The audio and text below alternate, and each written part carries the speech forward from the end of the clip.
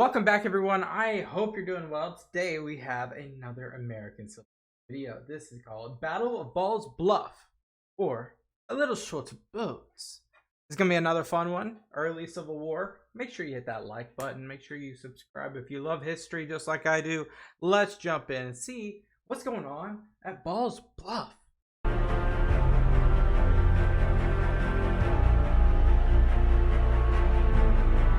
All quiet on the Potomac. McClellan. Good old McClellan. October 1861. 3 months have passed since the embarrassing Union defeat at the Battle of Bull Run, or Battle of Manassas as it was called in the South.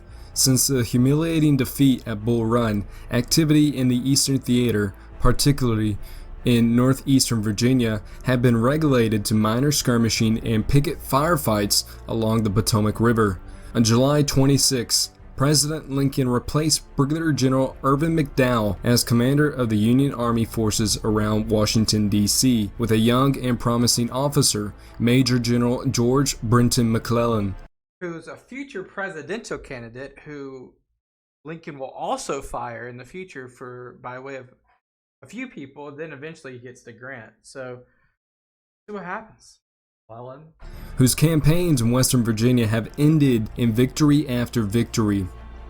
Since taking command of the Union Army forces around Washington, General McClellan has radically changed and restructured the army, transforming it from a ragtag mob of militiamen into a professionally trained army of volunteer soldiers. He also rebrands his new command as the Army of the Potomac. In months since the battle along Bull Run, everything has been, in the words of General McClellan, all quiet along the Potomac. This is about to change. Guarding the Potomac River crossings and passages along northern Virginia and Maryland beyond the town of Leesburg is Union Brigadier General Charles Pomeroy Stone's Corps of Observation. Recent activity by the Confederate Army of the Potomac under Joseph E. Johnston in and around Leesburg has indicated to General McClellan that it may be possible to capture the important town in a light offensive across the river.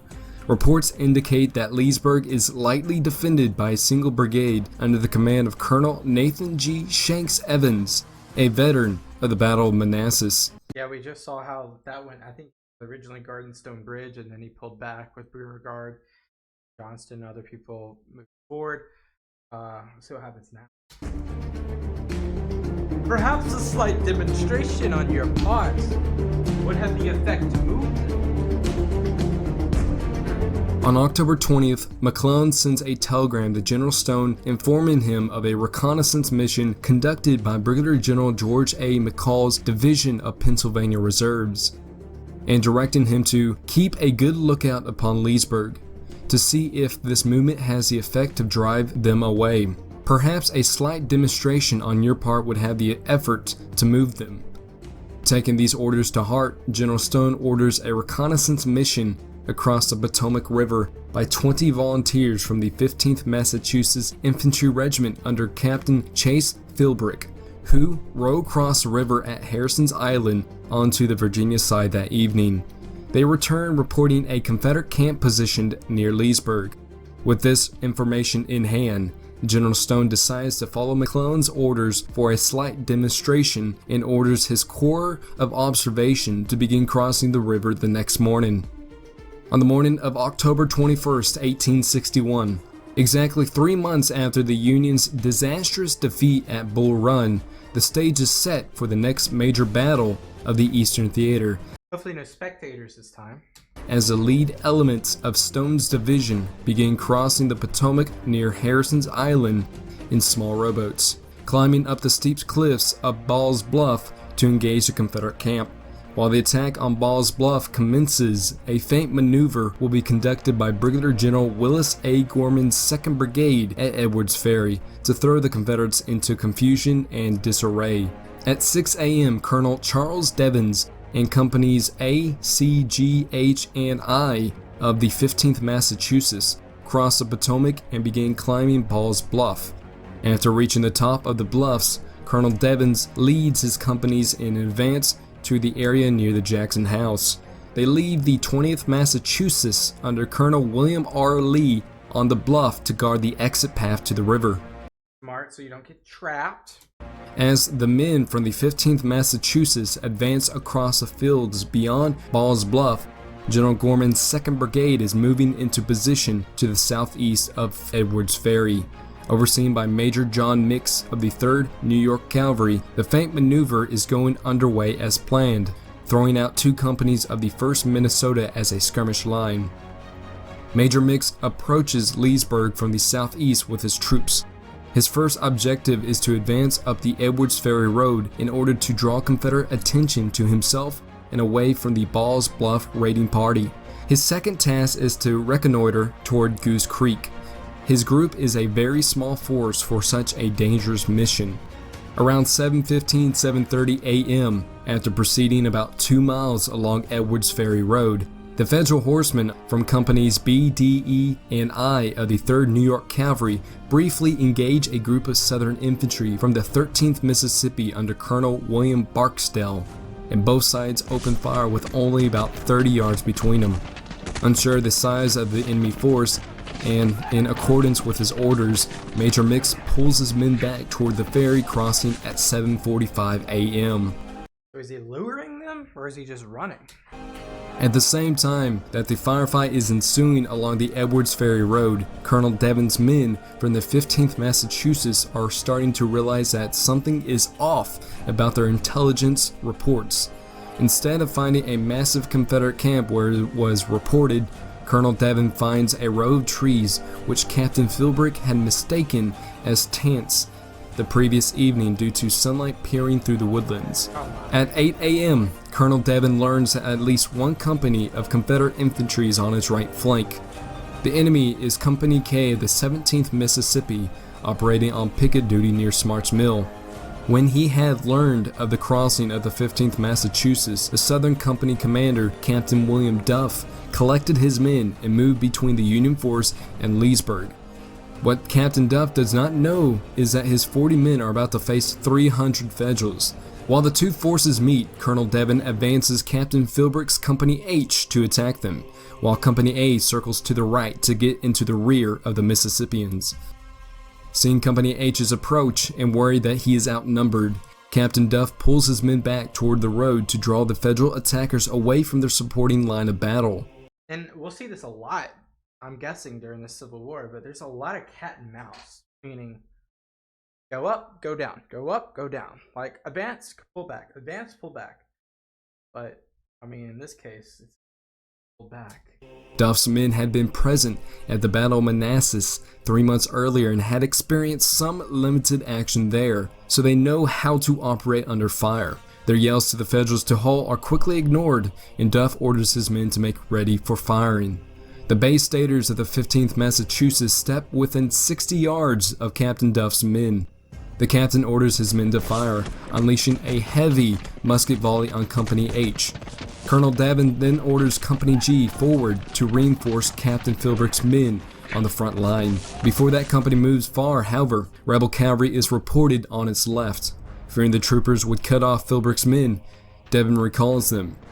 Captain Duff is also pulling his infantry back about this time. The little skirmish has claimed 1 Federal soldier killed, 9 wounded, and 2 missing. 3 Confederates have fallen wounded. Although it did not amount to much, the sharp little affair serves notice to Colonel Evans that Federals are moving inland from the river in some strength.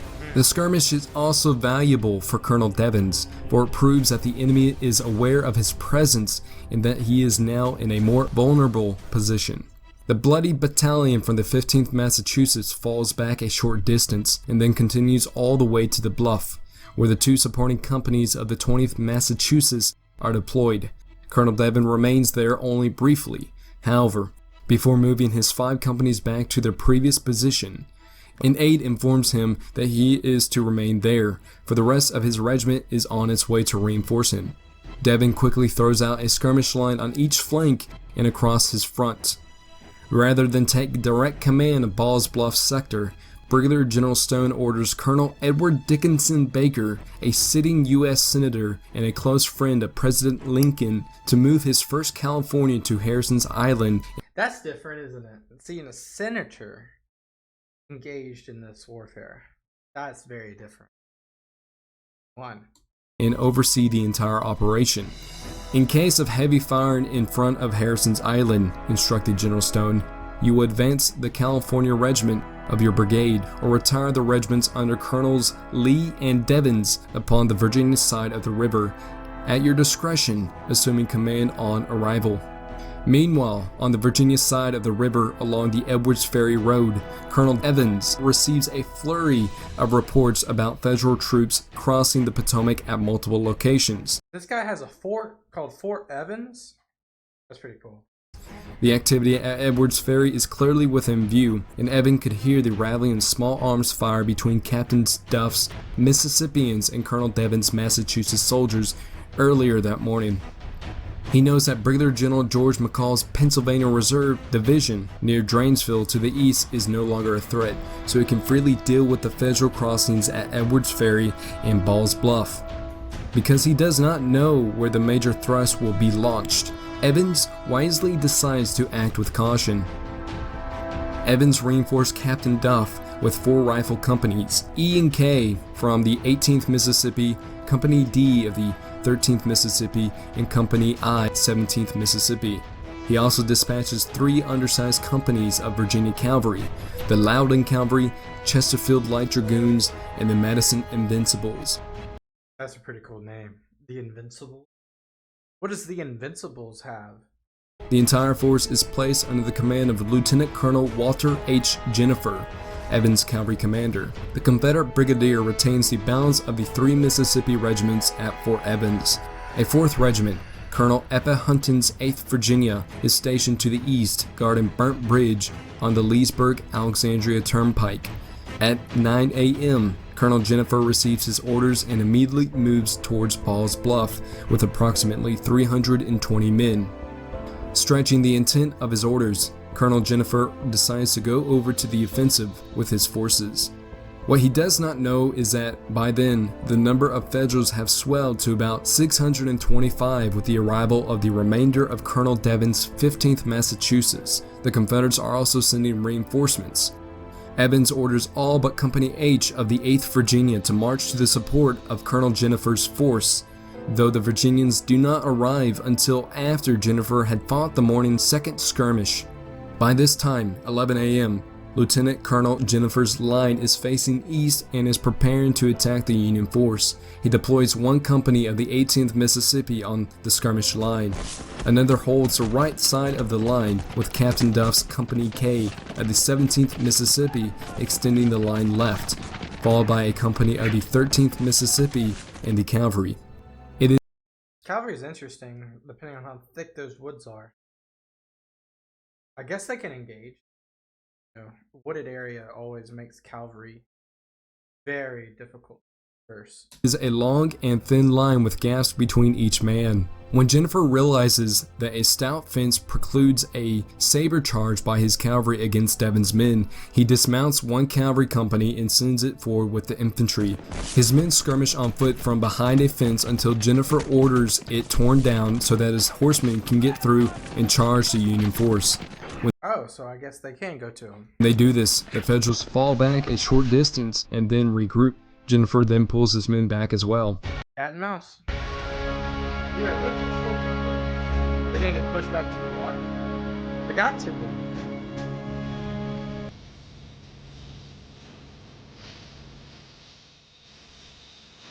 Around 11:45 a.m., a lull in the fighting at Ball's Bluff occurs. Southeast of Ball's Bluff, near Edwards Ferry, most of Gorman's brigade is crossing the Potomac as quickly as boats can carry them. Having heard from Colonel Baker that he is crossing more troops at Ball's Bluff, General Stone decides to cross additional troops at Edwards Ferry in case they might be needed. When orders arrive at 12:15 to support Lieutenant Colonel Jennifer's command, the undersized 8th Virginia moves quickly past Fort Evans and forms behind Jennifer's men in a supporting role. The lull in the fighting ends around 12:30 that afternoon as the 8th Virginia arrives on the field. The stage is now set for the day's third skirmish. The Confederates now outnumber Colonel Devon's complete 15th Massachusetts. At 1 p.m., the 8th Virginia begins exchanging musket volleys with the 15th Massachusetts across the battlefield. Using the woods as cover, several of the 8th Virginia companies attempt to envelop the 15th Massachusetts from its flanks. Despite the heavy odds and galling fire, the Bay Staters manage to hold their position and exchange bloody rifle volleys with the 8th Virginia for the next hour. The one thing that you can never tell with like a 2D diagram like this is like elevation. So I wonder like if there's anyone in this particular area that has the high ground necessarily. I would imagine that the Confederates have the high ground slightly, given that this is going towards a river and there's like probably like a bluff and it kind of like slopes possibly. So we really don't know, but that's what I'm guessing. While the 15th Massachusetts is slugging it out with the Virginians and Mississippians, 5 more companies of the 20th Massachusetts reach the bluff on the Virginia side of the river and remain on the eastern edge of the clearing. Around 1:30, the 20th is reinforced by a pair of 12-pounder mountain howitzers, which have been detached from the 2nd New York State Militia and are manned by a mixed crew from that unit and Battery I, 2nd U.S. Artillery. So now they got guns. Very important. 2nd Lieutenant Frank French of the regular battery commands the 2 howitzers. These small 12-pounder guns, weighing only 500 pounds apiece, are perfect for the close quarters fighting that will occur in the afternoon. Well, a 12-pounder gun, 12-pound balls, compared to what? What's a bigger gun than that? Their light weight makes the ascent up the far bank of Ball's Bluff fairly easy. Seeing the guns deploy on the bluff and ready for action tremendously boosts the morale of Union troops. Concerned about Edwards Ferry, where Gorman's brigade has crossed and now potentially threatened the Confederate right flank, Evan dispatches the 13th Mississippi to keep an eye on the Federals. With this, only 2 Confederate regiments are now left in reserve at Fort Evans. From 1:30 to 2 p.m., Colonel Baker begins seeking the best and fastest way to get his troops across the Potomac River. Baker orders his men to find as much rope as they can splice together, so that a line can be stretched across the river to expedite the crossing. Orders also go out to scrounge up as many boats as possible. One is a large canal boat from the Chesapeake and Ohio Canal. Get everything that can float. Cross every man you can into Virginia. Every man. Between 2 to 2:15, Baker personally crosses the Potomac River to Ball's Bluff. Before setting foot on Virginia soil, he already decides to commit his small force to battle. "Hurry up all men you can," Baker yells to one of his regiment commanders. "Get everything that can float. Cross every man you can into Virginia." The men of the 1st California cross next. The unit is part of Colonel Baker's own brigade, designated as the California Brigade. It will later be redesignated as the Philadelphia Brigade, as most of its men are actually from that region of Pennsylvania. Prior to Baker's arrival on the bluff, one company of the 1st California had already established a foothold for the regiment on the battlefield. Meanwhile, Confederates are keenly watching the buildup on Ball's Bluff. The increased Federal activity worries the commander of the 8th Virginia, Colonel Eppin Hunton, whose regiment is running low on ammunition.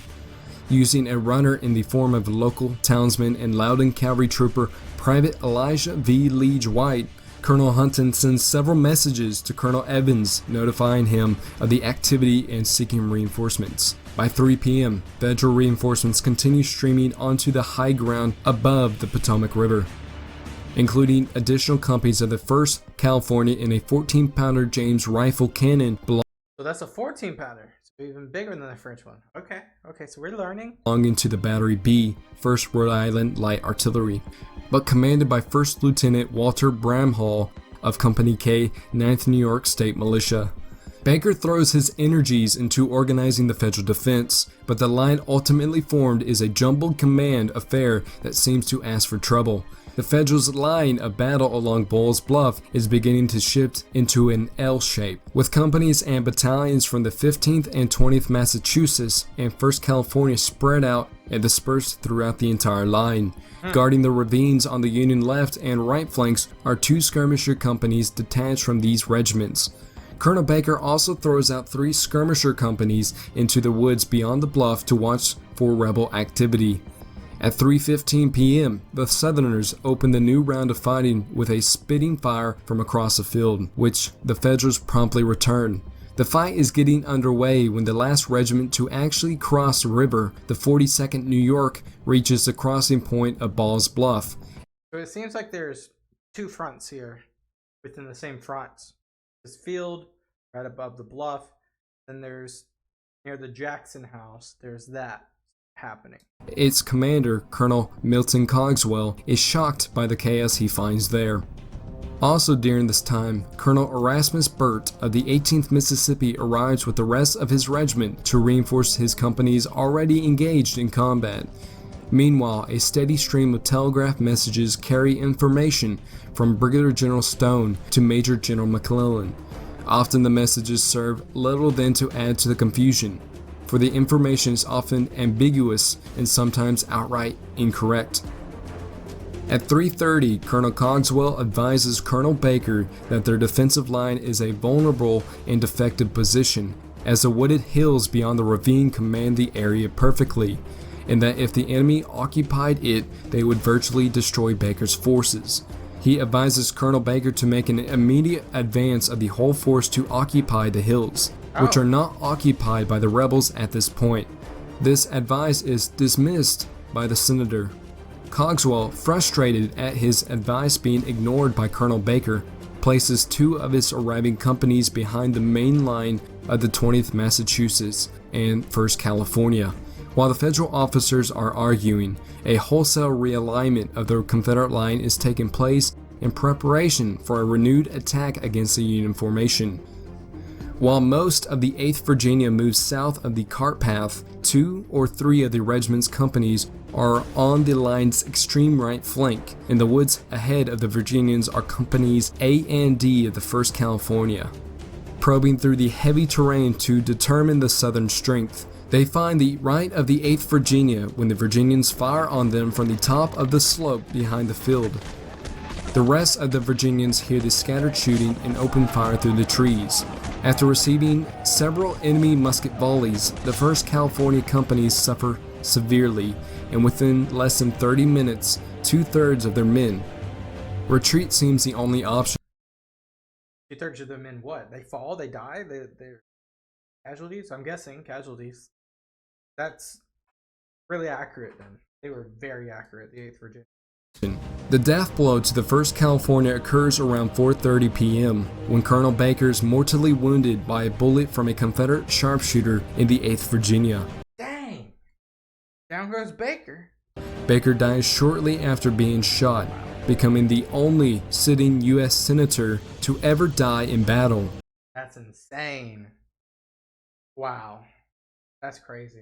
With Baker's death, the 1st California lines fall into complete disarray. At 5 p.m., the Confederates, giving out an ear-piercing rebel yell, launch a general charge into the Union lines. The rebels smash through the 1st California on the Federals' left flank. With the the Confederates are just taking it to them early in this war. right being hammered by the charging 17th and 18th Mississippi regiments. The 2 mountain howitzers and the James rifle are captured by the Mississippians, and the Federals begin a mass retreat that soon devolves into a panicked and frenzied rout. With their backs to the bluff and the river, many of the Union soldiers are forced into the water as the Southerners draw near. The boats the Union troops had used to ferry themselves to Virginia were now being packed over capacity in the Federals' desperate escape back to Maryland. As the boats are frantically rowed back towards Harrison's Island, many are soon swamped and capsized in the water. Many of the Federals, including some of the wounded, drowned in the deep river. unable to break free from the grasp of the Potomac's strong currents. While the panicked and routed Federals literally swim for their lives towards the safety of the Maryland shore and Harrison's Island, the Confederates on Ball's Bluff begin to shoot down at them. Many of the Federals are mercilessly gunned down in the Potomac River with their backs to the enemy. A large bastion of about 500 Union soldiers soon become trapped on Harrison's Island in the river, having no means of safely returning to the Maryland shore without fear of being shot by the sharpshooters on the bluff. By 6 p.m. that evening, the Battle of Ball's Bluff was coming to its end as the 17th and 18th Mississippi regiments began to round up stragglers on the Virginia shore and post sentries along the bluff's edge. Capturing them? After dark, volunteers from the 8th Virginia are dispatched down the bluff and conduct the final action of the battle when they complete the capture of the trapped Union force on Harrison's Island. 12 hours after the first Federal raiding party had crossed the Potomac into Virginia, the Battle of Ball's Bluff was finally over. What had started as a small and confused skirmish had quickly escalated into a full-blown battle and another humiliating defeat for the Union in Northern Virginia. A total of 223 Federals had been killed, 226 were wounded, and 553 had been captured on the banks of the Potomac later that night by the 8th Virginia's Volunteer Party. In total, the Union lost around 1,000 men. The Confederates, on the other hand, had suffered relatively light casualties. Of a combined casualty list of 155 men, 36 had been killed, 117 were wounded, and only 2 had been captured. The Battle of Ball's Bluff was another wake-up call for the Union. Many of the dead from the battle floated down the river into Washington, where horrified onlookers saw the aftermath of another embarrassing defeat. Can you imagine? Some of the bodies floated as far downriver as Mount Vernon. The battle had alarmed U.S. Congress and led to the creation of the Joint Committee on the Conduct of the War, a body which would provoke years of political infighting between generals and politicians. President Lincoln had lost a close friend with the death of Edward D. Baker, a man who had, just weeks prior, played with Lincoln's children on the front lawn of the White House. In February of 1862, Brigadier General Stone was put on trial for his role in the battle and was ultimately used as a scapegoat for the losses before being imprisoned. Wow. After the Battle of Ball's Bluff, McClellan would begin playing a more cautious role in direct actions against the Confederates until his planned Peninsula campaign aimed at next spring. There would be no further major actions in the Eastern Theater during the winter of 1861-62. Now, the public's attention would begin to shift to new activity in the West. Very interesting stuff. Crazy about the Senate. It seems that the CSA is rousing the USA at this point. I mean, think about the Manassas battle. Think about Wilson's Creek. Belmont even wasn't a decisive win. Grant's first battle wasn't even there's no good signs right now for the USA. Grant is the only light that has been shined on the USA at this point. But there's, you can pick apart Belmont as well. And now this Ball's Bluff, this was horrendous. Like, they set up the rear guard and the escape route and everything for what? Just for hundreds of men to get mowed down as they tried to escape, drown, float down the river. Morale is at an all-time low. Your guns are captured. Prisoners are captured. You lose a colonel who's a senator. It's not good. This is not good. They got to turn it around, or it's not going to be good for them. Thank you guys so much for watching and reacting alongside me. I will continue the series as always. Make sure you hit that subscribe button so you never miss a video. I will see you guys next time. Make sure you join the Discord even in the channel description or the video description. I'll see you guys next time. Out.